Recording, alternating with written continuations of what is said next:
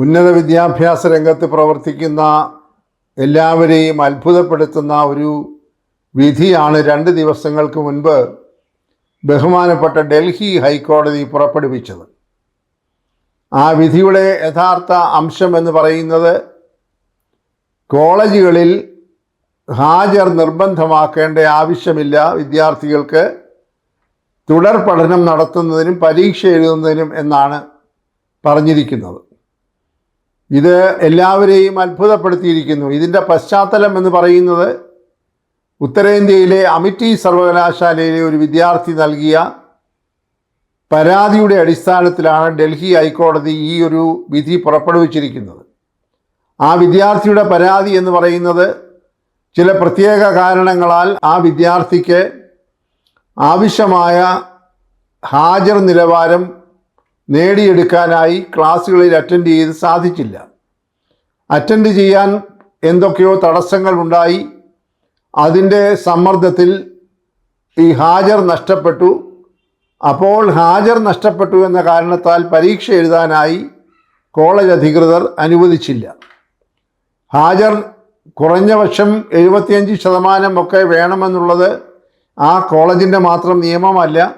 ഇന്ത്യയിലാകമാനം university ഗ്രാൻറ്റ്സ് commission പോലുള്ള ഉന്നതാധികാര സമിതിയും ബന്ധപ്പെട്ട സർവകലാശാലകളും അനുശാസിക്കുന്നതാണ്.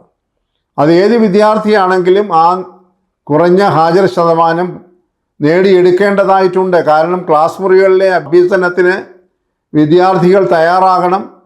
എങ്കിൽ മാത്രമേ അഭ്യസനം ഫലപ്രദമായി നടത്തുകയുള്ളൂ എന്നുള്ള ആ വലിയ കാഴ്ചപ്പാടിലാണ് കുട്ടികൾ ക്ലാസ് റൂമുകളിൽ ഹാജരാകണം എന്ന് നിഷ്കർഷിച്ചിരിക്കുന്നത്. അപ്പോൾ ഹാജരില്ലാത്ത ഒരു കുട്ടിയുടെ വിദ്യാഭ്യാസത്തിൻ്റെ ഗുണനിലവാരം കുറഞ്ഞതായിരിക്കും. അത് പാടില്ല. അങ്ങനെയുള്ള ഒരു വിദ്യാഭ്യാസമല്ല പ്രതീക്ഷിക്കുന്നത്. അതുകൊണ്ട് ക്ലാസ് റൂമുകളിൽ അധ്യാപകരുമായി ബന്ധപ്പെട്ട് ഈ അഭ്യസനത്തിൽ പങ്കാളിയായി ആവശ്യമായിട്ടുള്ള എല്ലാ നിബന്ധനകളും പാലിക്കുന്ന കുട്ടികൾക്കാണ് പരീക്ഷ എഴുതുന്നതിനും ബിരുദം നേടുന്നതിനും അവകാശമുള്ളത്. എന്നാൽ ഈ കുട്ടി ഹൈക്കോടതിയിൽ കൊടുത്തതായ പരാതിയിൽ എന്നെ പരീക്ഷ എഴുതാൻ അനുവദിക്കുന്നില്ല, എനിക്ക് കടുത്ത മാനസിക സമ്മർദ്ദം അതുകൊണ്ടുണ്ടാകുന്നു എന്ന ആ കേസ് പരിഗണിച്ച ബഹുമാനപ്പെട്ട ഡൽഹി ഹൈക്കോടതി പറഞ്ഞിരിക്കുന്നു, അറ്റൻഡൻസ് അല്ലെങ്കിൽ ഹാജർ കർശനമാക്കേണ്ടതില്ല. ഇത് വളരെ ഗുരുതരമായിട്ടുള്ള പ്രത്യാഘാതങ്ങൾ ഉണ്ടാക്കുന്ന ഒരു വിധിയാണ് എന്ന കാര്യത്തിൽ യാതൊരു സംശയവുമില്ല. ഈ ബഹുമാനപ്പെട്ട ഹൈക്കോടതി തന്നെ പറഞ്ഞിരിക്കുകയാണ്, ഉന്നത വിദ്യാഭ്യാസ മന്ത്രാലയവും വേണ്ടി വന്നാൽ യൂണിവേഴ്സിറ്റി ഗ്രാൻറ്റ്സ് കമ്മീഷനും ഒക്കെ ഈ വിഷയത്തിൽ ഉചിതമായ നടപടികൾ എടുക്കണം എന്നുകൂടി പറഞ്ഞിരിക്കുകയാണ്. അങ്ങനെ വരുമ്പോൾ ഇത് ഒരു സർവകലാശാലയെ മാത്രം ബാധിക്കുന്ന വിഷയമല്ല. കാരണം കേന്ദ്ര വിദ്യാഭ്യാസ വകുപ്പും ഉന്നത വിദ്യാഭ്യാസ വകുപ്പും UGCയും ഒക്കെ നിബന്ധനകൾ പുറപ്പെടുവിക്കുന്നത് ഇന്ത്യയിലെ മുഴുവൻ സർവകലാശാലകൾക്കും ബാധകമാകുന്ന രീതിയിലാണ്. അപ്പോൾ ഒരു പ്രത്യേക സർവകലാശാലയിൽ ഹാജർ നിർബന്ധമല്ല, ക്ലാസ്സിൽ കയറാതെയും കുട്ടികൾക്ക് പരീക്ഷ എഴുതി ബിരുദം നേടാമെന്ന് വരുന്നത് വളരെയേറെ പ്രതിസന്ധി ഉണ്ടാക്കുന്നതാണ്. വിദ്യാഭ്യാസത്തിൻ്റെ ഗുണനിലവാരത്തെയും വളരെ ദോഷകരമായി ബാധിക്കുന്നതാണ്. അങ്ങനെയുള്ള വിദ്യാർത്ഥികൾ നേടുന്ന ബിരുദത്തിന് ദേശീയ അന്തർദേശീയ തലത്തിൽ അംഗീകാരം ലഭിക്കുമോ എന്ന കാര്യത്തിൽ പോലും സംശയമുണ്ട്. എന്നാൽ ഈ വിധിയുടെ പശ്ചാത്തലത്തിൽ തുടർ നടപടികൾ എന്താണ് കേന്ദ്ര സർക്കാരും അതുപോലെ യൂണിവേഴ്സിറ്റി ഗ്രാൻറ്റ്സ് കമ്മീഷനും എടുക്കാൻ പോകുന്നത് എന്ന് ഇതുവരെ വ്യക്തമായിട്ടില്ല.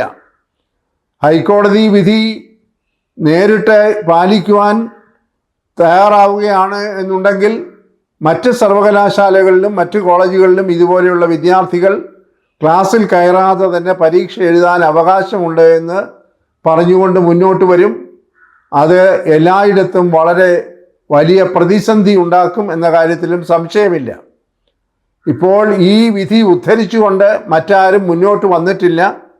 മുന്നോട്ട് വരാതിരിക്കണമെന്നുണ്ടെങ്കിൽ ഇതിൽ കക്ഷി ചേർന്നുകൊണ്ട് കേന്ദ്ര വിദ്യാഭ്യാസ വകുപ്പ് യൂണിവേഴ്സിറ്റി ഗ്രാൻറ്റ്സ് കമ്മീഷനും ഒന്നുകിൽ ഈ വിധി അപ്പീൽ കൊടുത്ത് ബഹുമാനപ്പെട്ട ഹൈക്കോടതിയുടെ തന്നെ ഫുൾ ബെഞ്ചിലേക്ക് പോവുകയോ നിയമം അനുസരിക്കുന്ന വിധം വേണ്ടി വന്നാൽ സുപ്രീം കോടതി വരെ പോയി ഇതിൽ കൂടുതൽ വ്യക്തത വരുത്തുകയോ ചെയ്യേണ്ടത് അനിവാര്യമായിരിക്കുന്നു. ഈ വിധി പല സർവകലാശാലകളിലും വളരെ വലിയ പ്രത്യാഘാതങ്ങൾ ഉണ്ടാക്കും. ഇതുപോലെയുള്ള കേസുകൾ ഇനിയും വരികയാണെന്നുണ്ടെങ്കിൽ ഹൈക്കോടതികൾ ഈ തരത്തിലാണ് വിധി പുറപ്പെടുവിക്കുന്നതെങ്കിൽ ഈ കോളേജുകളുടെ അച്ചടക്കത്തെ പോലും ഇത് സാരമായി ബാധിക്കും എന്ന കാര്യത്തിലും സംശയമില്ല. കാരണം നിലവിലിരിക്കുന്ന ഇന്ത്യയിലെ വിദ്യാഭ്യാസ സമ്പ്രദായം അനുസരിച്ചും പുതിയ വിദ്യാഭ്യാസ നയമനുസരിച്ചും ക്ലാസ് മുറികളിലെ അഭ്യസനം വളരെ അനിവാര്യമാണ്. അധ്യാപകരുമായി വിദ്യാർത്ഥികൾ സമ്പർക്കം പുലർത്തി അവരുടെ അക്കാദമിക നിലവാരത്തിലെ പ്രശ്നങ്ങളൊക്കെ പരിഹരിക്കുന്നതിനുള്ള ഒരു അന്തരീക്ഷം ആവശ്യമാണ്. ആ അന്തരീക്ഷം ആവശ്യമില്ല. വിദ്യാർത്ഥികൾ ക്ലാസ്സിൽ വരേണ്ടതില്ല. വരാതിരിക്കുമ്പോൾ സ്വാഭാവികമായി അധ്യാപകരുമായി സമ്പർക്കത്തിൽ പെടേണ്ടതില്ല എന്നൊക്കെ വന്നാൽ എങ്ങനെയാണ് ഗുണകരമായിട്ടുള്ള അഭ്യസനം ഈ കോളേജുകളിലൊക്കെ നടക്കുന്നത്, സർവകലാശാലകളിൽ നടക്കുന്നത്? അത് വളരെ അപകടം പിടിച്ചതായിട്ടുള്ള ഒരു വിധിയാണ് എന്ന് തന്നെ പറയേണ്ടിയിരിക്കുന്നു. അത് മറ്റ് സർവകലാശാലകൾ എങ്ങനെയാണ് ഇതിനെ അഭിമുഖീകരിക്കാൻ പോകുന്നത് എന്നതിനെക്കുറിച്ച് വ്യക്തതയില്ല. സർക്കാർ ഈ കാര്യത്തിൽ എന്താണ് നിലപാടെടുക്കാൻ പോകുന്നത് എന്നതിനെക്കുറിച്ചും വ്യക്തത ഉണ്ടായിട്ടില്ല. തീർച്ചയായും യൂണിവേഴ്സിറ്റി ഗ്രാൻറ്റ്സ് കമ്മീഷനും കേന്ദ്ര വിദ്യാഭ്യാസ വകുപ്പും സജീവമായി ഈ വിധിയുടെ പ്രത്യാഘാതങ്ങളെക്കുറിച്ച് പഠിക്കുകയും അതിന് പരിഹാരമായി യുക്തമായിട്ടുള്ള നടപടികൾ സ്വീകരിക്കുകയും ചെയ്യുമെന്നാണ് വിദ്യാഭ്യാസ മേഖലയിൽ പ്രവർത്തിക്കുന്ന എല്ലാവരും പ്രതീക്ഷിക്കുന്നതും. അതിലൊട്ടും കാലവിളംബം വരാനും പാടില്ല. കാരണം ഇപ്പോൾ ഒരു സർവകലാശാലയ്ക്ക് മാത്രമായി ഒരു നിയമം നടപ്പാക്കുക പ്രായോഗികമായി അസാധ്യമാണ്. എന്നാൽ വിദ്യാർത്ഥികൾ ആരെങ്കിലും ഈ നിയമം ചൂണ്ടിക്കാട്ടിക്കൊണ്ട് ഞങ്ങളെ ക്ലാസ്സിൽ കയറുന്നത് നിർബന്ധിക്കാൻ പാടില്ല എന്ന ഒരു നിലപാടെടുത്തു കഴിഞ്ഞാൽ നേരത്തെ സൂചിപ്പിച്ചതുപോലെ ഉന്നത വിദ്യാഭ്യാസ രംഗത്ത് അതിസങ്കീർണങ്ങളായ പ്രശ്നങ്ങൾ ഉണ്ടാകും. അതുപോലെ തന്നെ കോളേജുകളിലെ അച്ചടക്കത്തെ അത് സാരമായി ബാധിക്കും. രക്ഷകർത്താക്കൾക്ക് പോലും ഏറെ ഉത്കണ്ഠ ഉണ്ടാക്കുന്ന പ്രത്യാഘാതങ്ങൾ ഉളവാക്കും എന്ന കാര്യത്തിൽ സംശയമില്ല.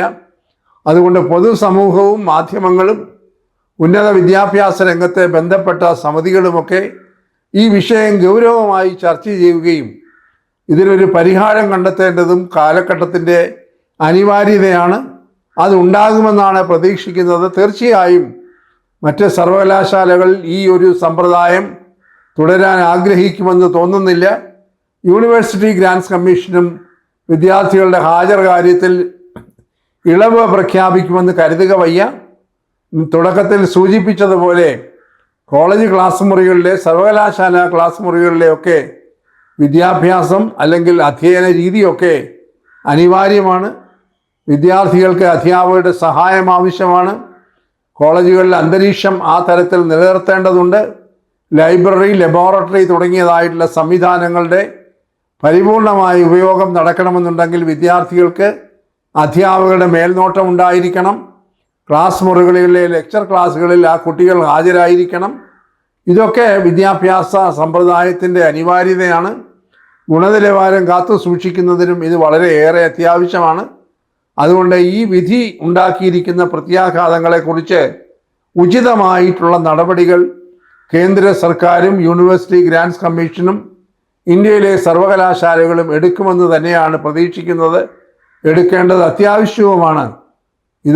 ഈ വിധി പല തരത്തിലും ശ്രദ്ധിക്കപ്പെടാതെ പോയിട്ടുണ്ടോ എന്ന് സംശയിക്കുന്നു. പൊതുസമൂഹവും മാധ്യമങ്ങളും ഒന്നും തന്നെ ഇത് ചർച്ചയ്ക്കെടുത്തിട്ടില്ല.